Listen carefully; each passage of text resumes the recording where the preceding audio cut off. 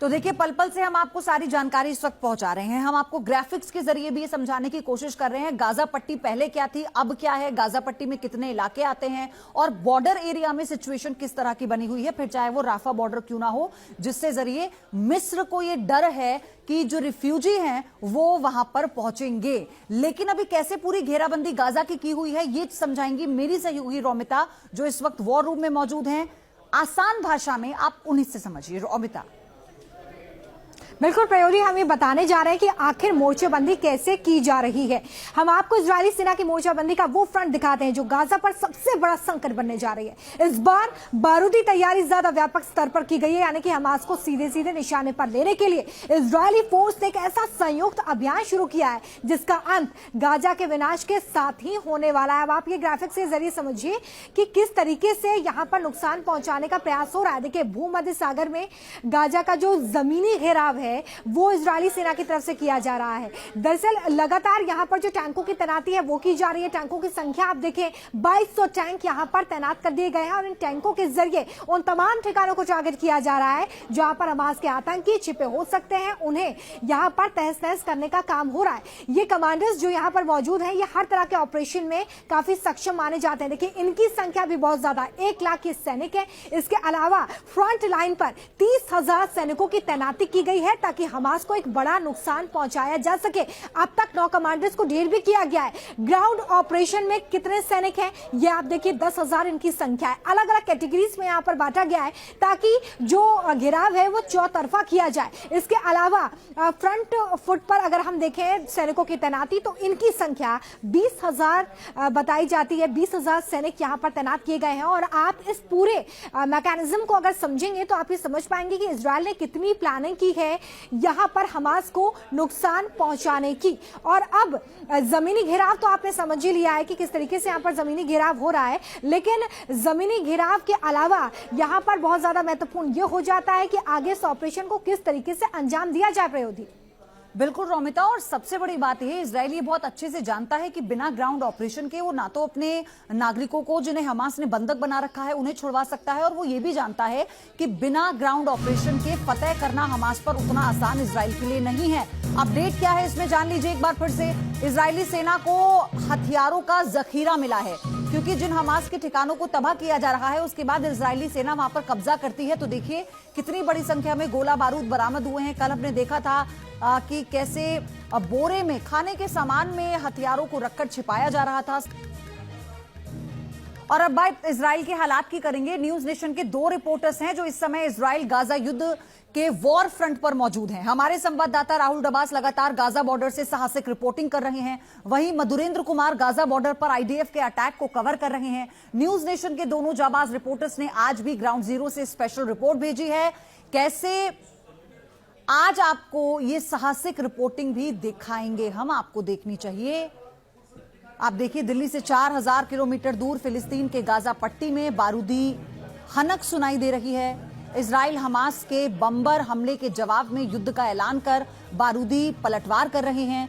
Gaza की करीब 23 लाख की आबादी हमास और हिजबुल्लाह के गुनाह की सजा भोगने को मजबूर है। हालात यहां इतने घातक हैं कि गाजा में डर और दहशत का क्या आलम है, इसकी पूरी ग्राउंड रिपोर्ट हम आपको दिखाएंगे।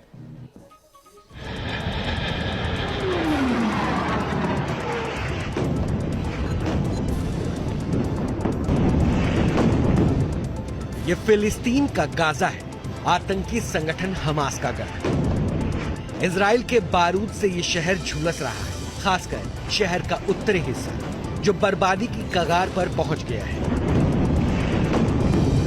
इमारतें तहस नहस पड़ी हैं, हर तरफ लाशें बिछी हैं। इजराइल में हर कुछ मिनट पर इमरजेंसी अलार्म बज रहा है, मतलब खतरा अभी टला नहीं है। वहीं दूसरी तरफ गाजा पट्टी पर आईडीएफ का हमला नॉनस्टॉप जारी है, और इसी बीच विनाशकारी बारूद की परवाह किए बगैर news nation reporter Rahul Dabas और मधुरेंद्र कुमार गाजा बॉर्डर पर डटे हुए हैं। यहाँ पर मुकेश जल्दी से निकलिए, गोलियों की आवाज बेहद पास से आ रही, जल्दी निकलिए मुकेश। और इसी की हम बात कर रहे हैं कि आतंकवादी पास में हो सकते हैं, और यहाँ से गोलियों की आवाज बिल्कुल पास में से आती हुई। मुकेश भागो। राहुल डबास गाजा बॉर्डर से महज 2 किलोमीटर दूर है। मकीम का ये इलाका गवाह है 7 अक्टूबर को हुए हमास आतंकियों के हमले का। ये हाईवे गाजा बॉर्डर को तेल अवीव से जोड़ता है। ये रूट गाजा पर ग्राउंड असॉल्ट करने की तैयारी में जुटे आईडीएफ का मेन सप्लाई रूट है। खतरे की बात यह है कि मकीम के घने जंगलों में अभी भी हमास का हाइड आउट होने का शक है, लिहाजा इजरायली फोर्सेज यहाँ मुस्तैद है। इस वक्त हम लगभग 2 किलोमीटर दूर है। अगर गाजा पट्टी की बात करें, इस शहर का नाम है मकीम और ये पूरा का पूरा जंगल का, घने जंगलों का इलाका है जिससे आतंकियों ने प्रवेश किया था। और डर की बात यह है कि अभी भी हमास के आतंकवादी इस इलाके में मौजूद हो सकते हैं, क्योंकि कई बार ऐसा हुआ है कि इन्हीं पगडंडियों से निकल के आतंकवादियों ने, हमास के आतंकवादियों ने उस सड़क को निशाना बनाया जो हाईवे गाजा पट्टी तक जाता है। दरअसल यही वो हाईवे है। रात के समय यह तेल अवीव को गाजा पट्टी से जोड़ता है और यहाँ पे आप देख सकते हैं कि इजराइल के सशस्त्र बलों के जवान रात भर इसी तरीके से इस इलाके में गश्त करते हुए नजर आते हैं।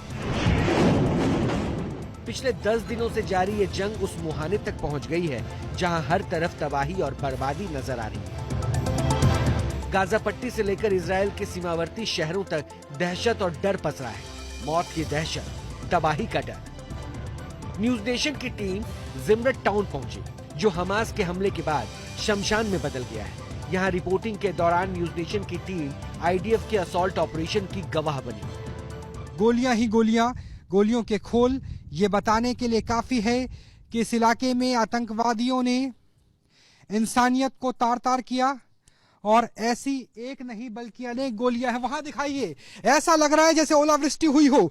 ऐसी ओलावृष्टि क्या गोलियों की हो सकती है? बिल्कुल हो सकती है, क्योंकि आप जितना अपनी अकेली में रख सके उससे ज्यादा गोलियां हैं, जितनी गिन सके उससे ज्यादा गोलियां हैं।